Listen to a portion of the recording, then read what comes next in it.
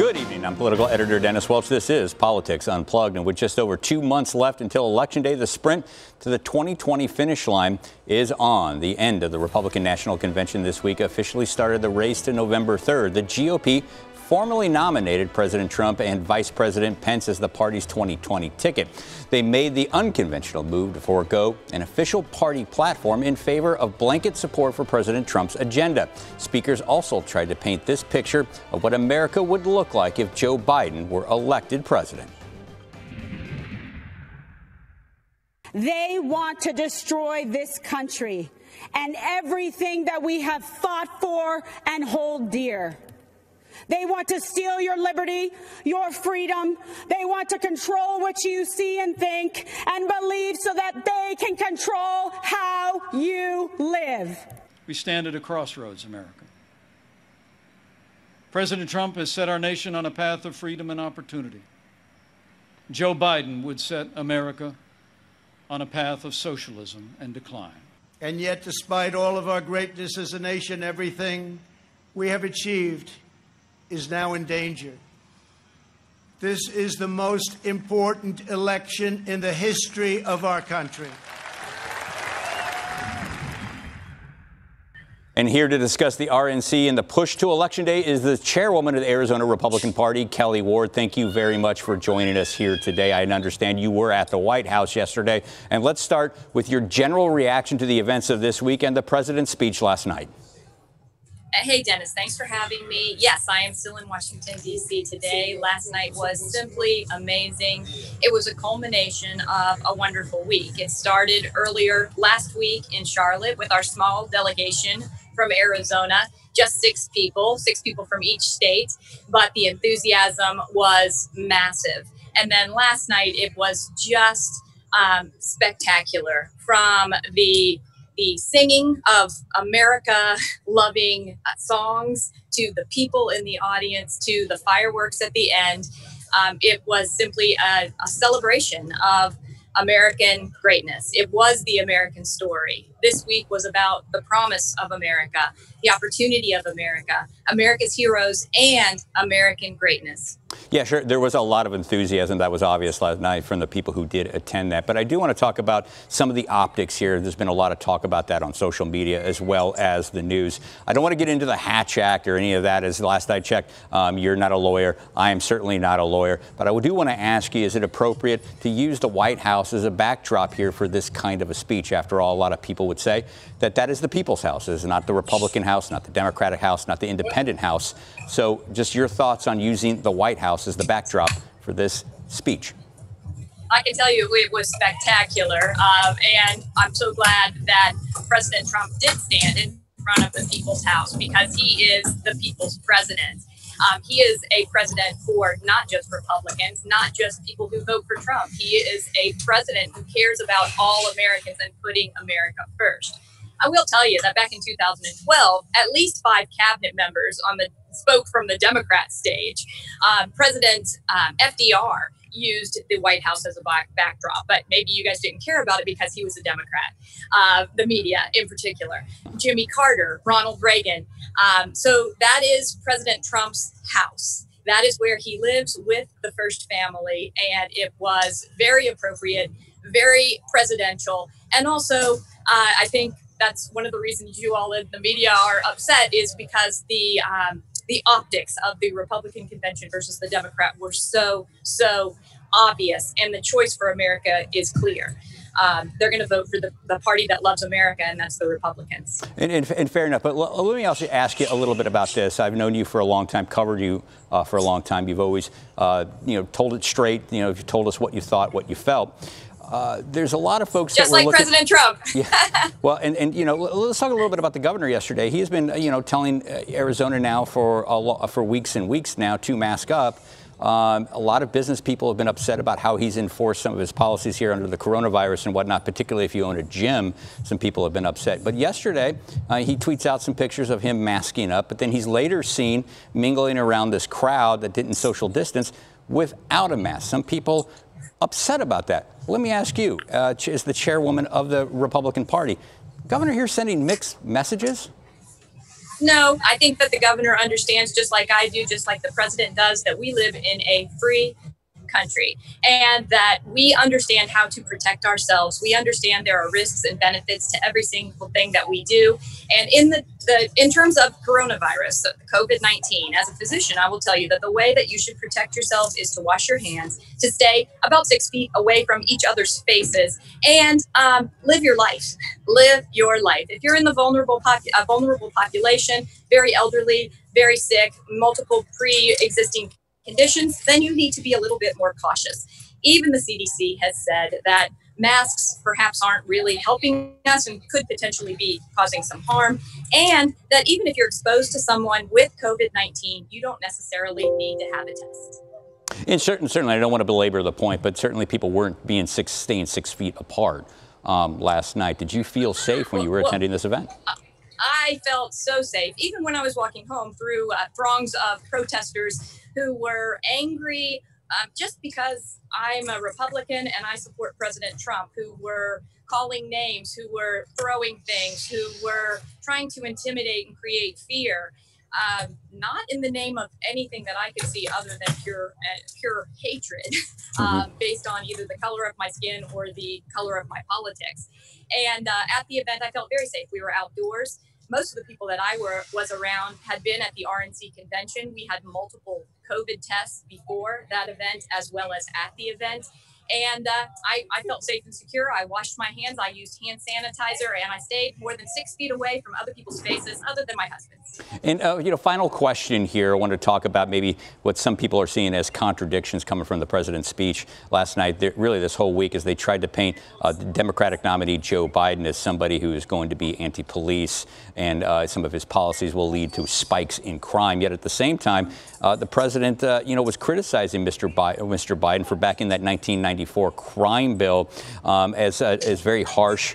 And while Mr. Trump was claiming that he himself is the candidate of law and order, do you think that sends voters a mixed message here?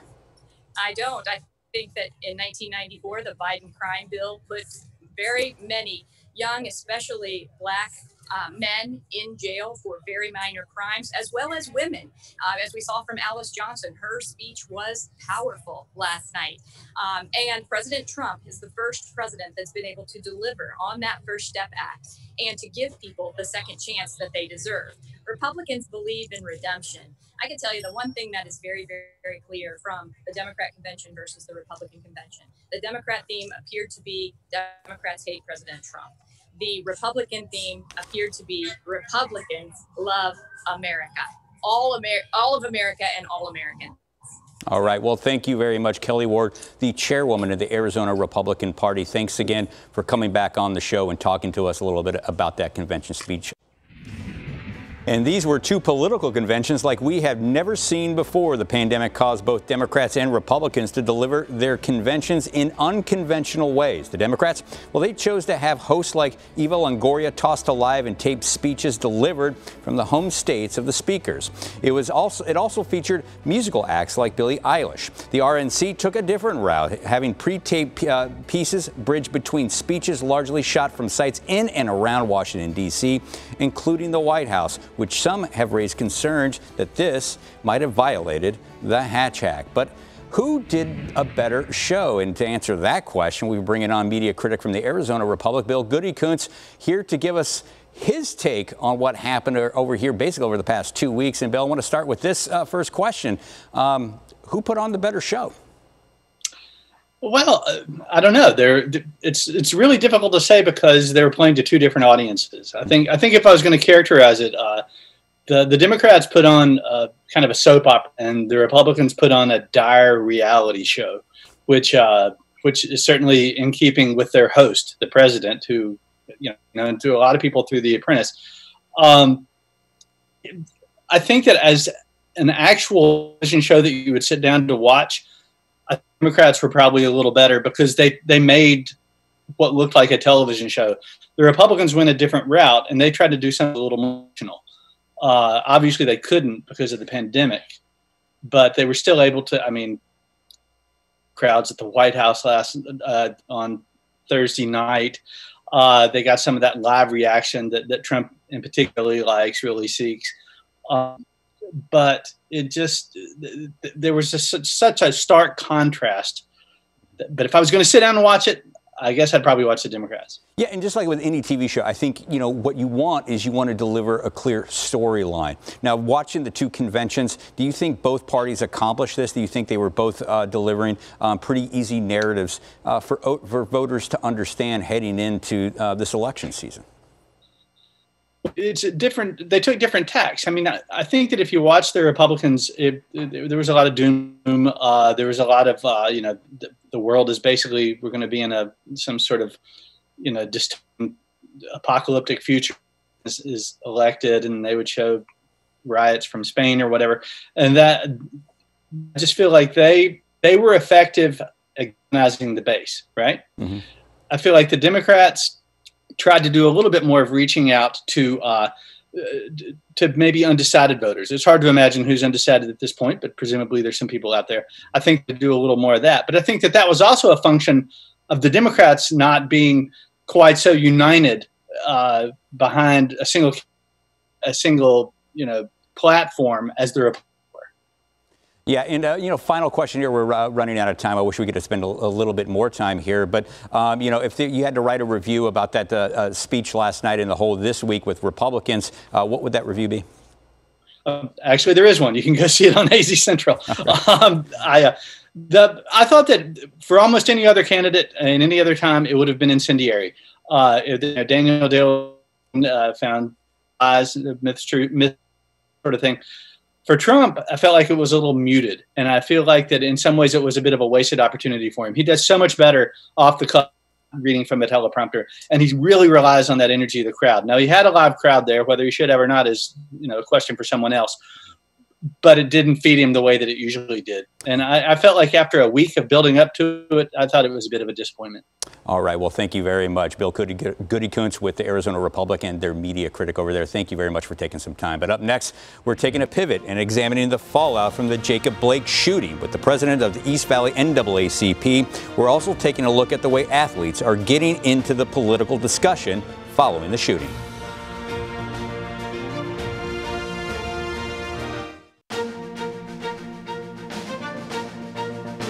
It's amazing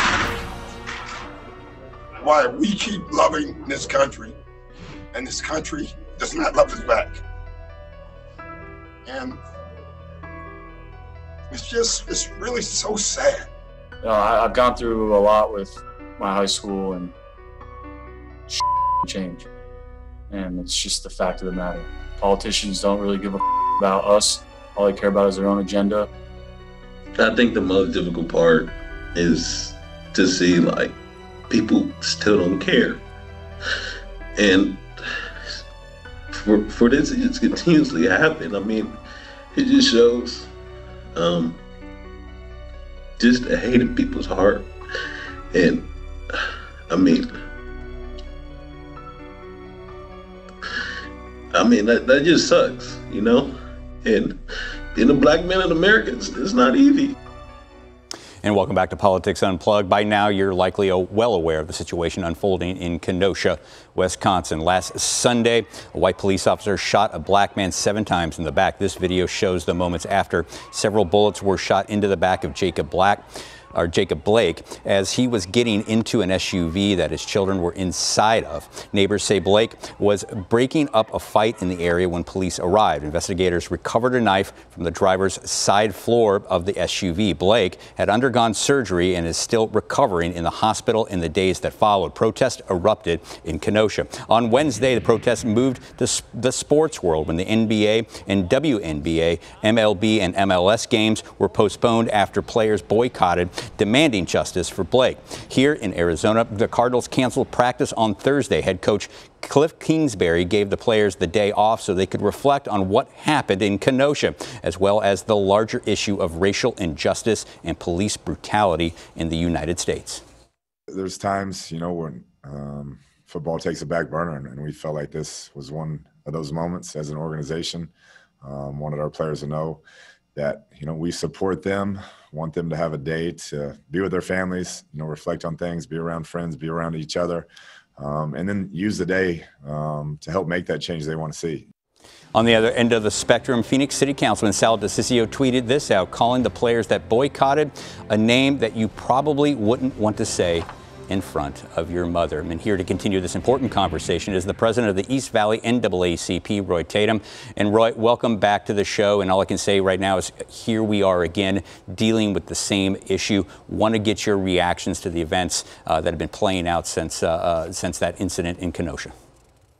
Well, since Kenosha, I mean, America has already been on edge, and we just can't take. It's at an unbearable place to where we can't take another senseless killing or senseless shooting or senseless act of brutality by our law enforcement officers. And when I say our law enforcement officers, Americans pay law enforcement to protect and serve. From what we understand, Mr. Jacob Blake was de-escalating a situation in his community, and for whatever reason, law enforcement latched on to him, and as he was retreating from the situation, 7 shots in his back. We all saw it. No one can rightly justify that level of force, whether it's in Arizona, whether it's in Wisconsin, anywhere in America. We're seeing over policing, particularly of Black men, women, and children in America. And what do you want to see here play out, not only across the country, but what can Arizona leaders here do to address this issue? Arizona leaders have to have a no-tolerance policy, a zero-tolerance policy for police misconduct and use of force. There has to be clear standards to how police should engage, when force should be applied, and when it's violated, the penalty should be swift, it should be stern, and there should be a database to maintain conduct of police officers. Right now, I believe some of the police departments have lobbied to get records of misconduct expunged after a certain amount of time. I believe it's 3 years. That just doesn't fly. We have to know what type of person is policing our communities and policing the streets. And would you like to see the state legislature come back and deal with these issues? There were some calls earlier in the year to do something here on the state level. What do you want to see from the leaders here in Arizona? Absolutely. Been in conversation with a number of state legislatures, leaders, Representative Jennifer Germain, Representative Reginald Boulding, just to name a couple of them, have all been willing to, Representative Jeray Peaton, have all been willing to come back to the House to specifically address the issue of policing. Once again, we can't forget that just in 2018, the Phoenix Police Department was the #1 police department for use of force and use of lethal force in America. So we have to deal. We not only have a pandemic with the coronavirus, we have a pandemic as far as police violence is concerned. All right. Well, thank you very much. That's all the time we have here. It's Roy Tatum, the president of the East Valley chapter of the NAACP. Thanks for taking some time to join us here today. And up next, I'm bringing in our panel to talk more about the RNC and the countdown to Election Day 2020. That's next on Politics Unplugged.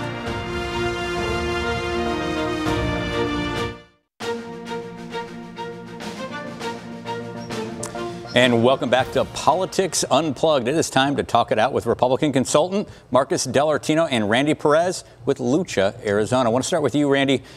Get your take on the events of this past week with the Republican convention, ending with the president's speech on Thursday. Absolutely. Well, thank you for having me on. And just to begin, I want to give my condolences to the family of Jacob Blake. I grew up about 2 hours from Kenosha. I was there just a few months back for my little brother's baseball game. To see what was happening in that community is really breaking my heart. And I think it's breaking the heart of people across the country. And you saw that the Republicans and President Trump himself are unwilling, unable, and I think incapable of having any empathy for what's happening across the country right now, whether it's the coronavirus pandemic, the economy being in the worst shape that it's ever been, or the shootings of unarmed Black men by police. So it was really hard to watch the convention this week, and I think it was a big contrast to a lot of the messaging and empathy that you saw last week from the Democrats. Yeah, and Marcus, you know, a lot happened this week outside of the convention. How do you think that affected this event this week?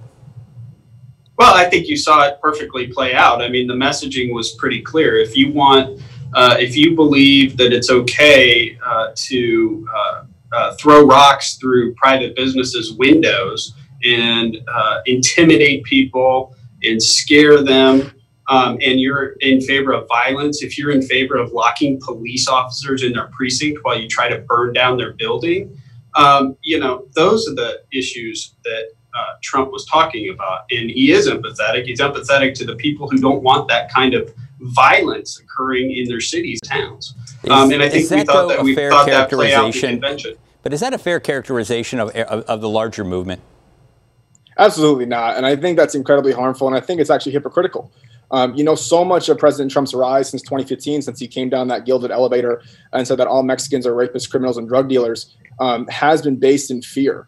And you saw that on display all this week. There was a quote from Congressman Matt Gaetz of Florida that we're going to disarm you. We're going to empty all the prisons. We're going to lock you in your home. And then MS-13 is going to move in next door. I think the president has no message. The Republican Party literally has no platform. And this is all they've got with about 67 days until the election. I think it's really pathetic. I think it's sad. I don't think it's going to resonate with voters across the country, including in Arizona. Yeah, Marcus, care to respond to that? Well, the evidence suggests different. And we've already seen the focus groups come out with messaging out of last night. And frankly, it does look like it is resonating. People are terrified that this violence is coming to their city and their town and their homes. And so, look, the Democrats are going to want to talk about coronavirus all day long, and the Republicans are going to want to talk about this violence that's occurring throughout the nation. And that's what we're going to see in messaging as we go into November. Is it going to? I'm sorry. Go ahead, Randy. I was going to say, if I could just jump off that, every single poll that I've seen come out since earlier this year is that voters care about two things. They care about the economy and they care about the coronavirus pandemic, particularly Latinos and particularly people of color who have been disproportionately impacted by this. The president, since February, has had zero plan. The V-shaped recovery that he promised us has absolutely not come to fruition. The last quarter saw the biggest economic contraction, I think, in the last 7 or 8 decades. And look, I read the president's speech this morning. My little brother is in the room behind me. He's 14. I think he could have delivered a better speech, more coherently, and stuck to one topic. They have no message. They have no idea. And they're going to try to scare you into either staying home or voting for 4 more years. This is Trump's America. This is not Joe Biden's America that we're living in right now, as much as they want to say that it is what's going to happen. Well, I would only say if you're in favor of coherent sentences, you can't be in favor of Joe Biden at the same time. So that's my only caveat to that. All right. Well, that is all the time we have for this segment. Unfortunately, thank you, too, for joining us here. And be sure to join us next week for more Politics Unplugged. Good night.